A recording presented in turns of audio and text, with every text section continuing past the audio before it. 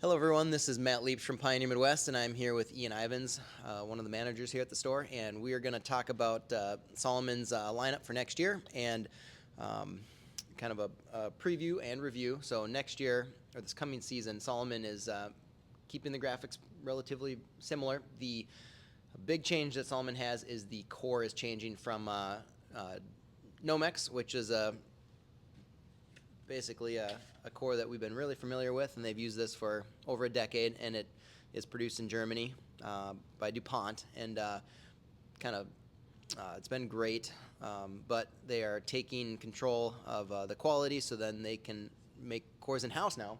And so here is a chunk of the new core, and it's Innovave. Looks very similar to Fisher's core. And so, there's a piece of Speed Max that we have cut open. And so, Ian will talk a little bit later. He's probably spent the most time on the new core. I've skied on it a handful of times, I think. But that's the biggest change that's coming for next year. Otherwise, things are staying pretty similar. And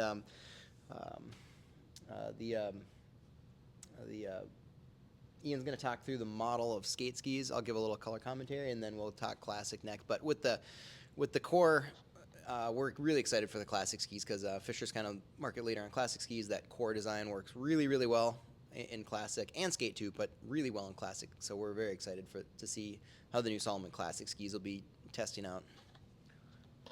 Yeah, it's really exciting to see that the new core material coming.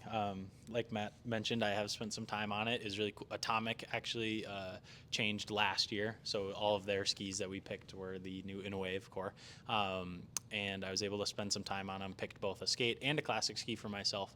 I'd spent some time on Atomic in the past. I'd done some racing on them, but it had been a little bit, so I was really excited to kind of get back to them and try them. And I thought one of the bigger changes with that new core material is that they did feel a little more energetic underfoot than Atomics had in the past, which is really cool.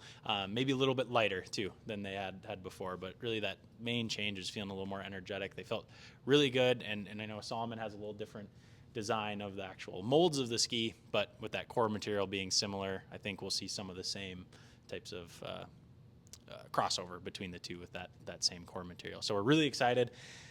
Can't wait to get out on them more and give them a try, and also pick them coming up here later this month. So starting off, the models aren't changing much besides that core material, but we have the cold base or the blue ski. So this is your cold weather ski. In the Midwest, we've had it work really well. I mean, up to 32 degrees depending on the snow type in the day. Then they'll have the universal. If you're going for just one pair of skis, that might be the way to go, so that it kind of works up into the warm and down into the cold. And then they have the red, which is going to be a clear base, or the rainbow base in Salomon's lineup. So I'll throw it over to Matt for some more commentary on those. Yeah, so we're really familiar with Salomon's skate lineup here. I used to be sponsored by Salomon on the CXC team, which is now kind of known as Team Berkey. And then I switched to Fisher from 2010 to 2014, and then I finished up my World Cup racing career being back on Salomon. So I'm really familiar with the skate skis, and the lineup is great. And so the blue, we use that a ton in the Midwest. It's probably our favorite base material for cold snow. I think I've raced 4 out of the past 5 Berkeys on a Salomon blue, and we can grind that with either our SC0 or SC1, and it works really good for that. Really, the days where the skis don't want to move, it feels like Velcro or friction. It makes the skis feel free underfoot, which is really nice on the legs, and they're very competitive. And the World Cup field uses the blues quite frequently. Going up the lineup, the Uni, that's their Y base. Or 10 base. They got 2 different bases for that uni ski. But again, we generally will grind that with our SC1 or SC2, and that's kind of put that ski in that kind of 10 to 35 degree range kind of zone. It's just a very good universal. You can get enough hard waxes in it that it'll work on the cold side of things too. And Salomon, it's kind of natural DNA, likes medium to softer snow. That said, this year was the first year that they had their new plate on the ski, and that kind of added a lot of stiffness underfoot. We were a little bit nervous about adding another layer to the sandwich when they're making the skis, but production was really, really good. And in the past, we seemed like, in order to get some stability on Salomon skis, when they didn't have the plate, we seemed to always err on overfitting the ski a little bit compared to what maybe Salomon might recommend. And we could do that as long as we kept the glide zone and the tip and tail really, really smooth. I mean, we've got a pair of Jessie's World Cup retired skis that she raced the Olympics in 18, and I think the last race she used those for was the 21 ski tour that she won. And she's pretty lightweight, and that ski is a 91 MF. I mean, so it way overfit for her, but you know, the glide zones were really, really low pressure. And so we kind of got used to fitting Salomon skis that way because it would give you stability, but still a lot of glide. Now with the plates, it just adds a lot of stability to the ski. So and we can put you in an MF that's maybe a little bit more in the bell curve of what you should be in for weight. And then moving from the uni to the red, that is kind of a quintessential water ski. So we'll grind that with an SC2 or an SC3. White bases will work below freezing if the snow is really artificial and transformed. So a lot of times people put an SC2 grind on it, and then to get to full slush, we can add hand structure to get it to the 50 plus type weather. I've had really good luck with those when it's above 35 degrees. And so 2 years ago, I raced on them quite a lot because we had just a horrible snow season here, and we're on artificial, wet, dirty ice cubes all the time. The nice thing with the clear bases, there's no graphite really in the base at all, and so it doesn't cling to dirt. So if you test black and white base skis at the start line and they're similar, you always grab the red ones or the white base or clear base, whatever or the green base. I mean, and the reason is because that ski will not accumulate dirt, and so over time they just stay the same speed. Where a black base will start clinging to dirt. And so they just slow down exponentially as the distance increases. So if you're ever at the start line and it's really close between like a white clear base ski and a black base ski, and the race is going to have some distance to it and things are going to warm up, then I would always grab the clear base skis.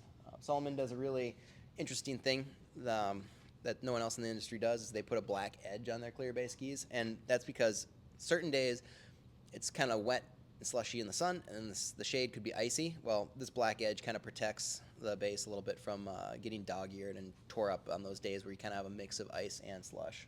Also, when you put the ski on edge when climbing, having that little harder black base material also makes the ski feel freer when climbing. So it's a really nice thing to have. It's really quite expensive to design and make that.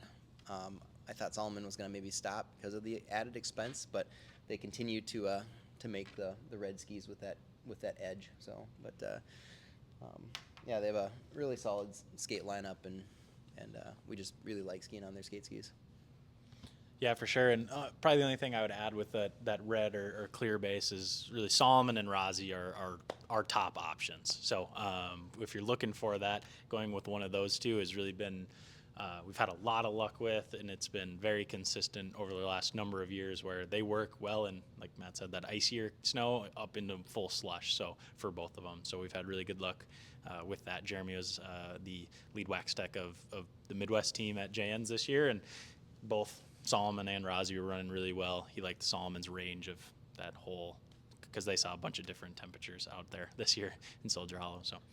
And then moving on to classic skis, they have a similar range, but then they add one other option. So they'll have the blue, that cold base material, going to be more of your hard wax type ski. Then the universal, it's going to be a warmer kick waxes, even maybe up into clustered, kind of depending on how the ski fits and how we fit it for you. Then we'll have the red, which is that clear base. This one does not have the black edges on classic, with you mainly staying in the tracks. And then they will also go to a zero, which I think this past year was the first year where they had offered the black bases and then the white inlay. And I'll let Matt kind of talk more about the differences between those as he talks to the classic skis. And so I'm pretty familiar on Salomon classic skis as well. My favorite pair of classics that I have currently is a Salomon Universal, and I have a bunch of 902s that I from Fisher that I ski on. That's kind of one of our go-to classic skis here. But the the blue is specifically for hard wax, and a pretty shallow pocket, but if it's fresh, cold snow, works great. The universal, that's kind of our go-to, fit everything. It generally it does hard wax quite well, and if we fit it a certain way with a high enough pocket, we can get it to run some clisters. That said, once you get into clisters with Salomon, you're generally going to that red or clear base because they have a lot higher MF and they have a lot higher H value, so the height off the snow is a lot higher. When it gets truly wet and slushy, like the red material from Salomon is really advantageous. You're definitely at an advantage compared to many other competitors' options in the full wet snow. And then again with Salomon on their zero ski, it used to be completely clear the whole way, and then they used to do a black edge. They went away from that now, and they went to more of a really zero specific ski for snowing 32 degrees, where in that condition, having the black base is going to help break a little bit of that suction. I mean, you obviously friction. You've got suction too, and so. In the past, with a lot of junior national racers, we'll put them on a red ski and find a pair that has a strong enough kick that you can sand a red ski and ski that in zeros condition. So, if instead of having a junior athlete buy 2 pairs of skis, we can sometimes cover it with one. But again, now they offer kind of a specific snowing 32-degree classic ski. And that's nice, and we've had good feedback with those. But yeah, that's their classic lineup, and we are going to be heading to Austria at the last part of May here, and so we're excited to meet with their World Cup team and kind of see how production went with the new cores. We've seen a little bit of the early release stuff, but they had a huge production in March. I think they made 4,000 S-Labs, and so there's going to be a lot of inventory to look at. The World Cup guys are picking skis that same time frame that we're there, so we get to compare notes and see kind of what they're looking for. And they've got a bunch of feedback from World Cup athletes at the second half of this winter, and so we're really excited to pick skis for people. If you want to get on our pick list, it's really easy. You can email us. Also on our website, we have a ski request form, and so just let us know what you're looking for, and we can pick it. We have no barrier to entry, so if you want a ski, and then later you decide you don't want it, we don't take a down payment, so we make it really easy to shop with us. If you don't know what you have, now's a great time to come into the store, have us look at your current skis, and we can kind of suggest what to add or see if skis are wearing out. And so now is a great time to make that plan. And I will link that ski request form down in the bio to make it super easy that if you do want some skis, you can just follow that, fill out the form, and off we go. So thanks, everybody. Yep, thank you.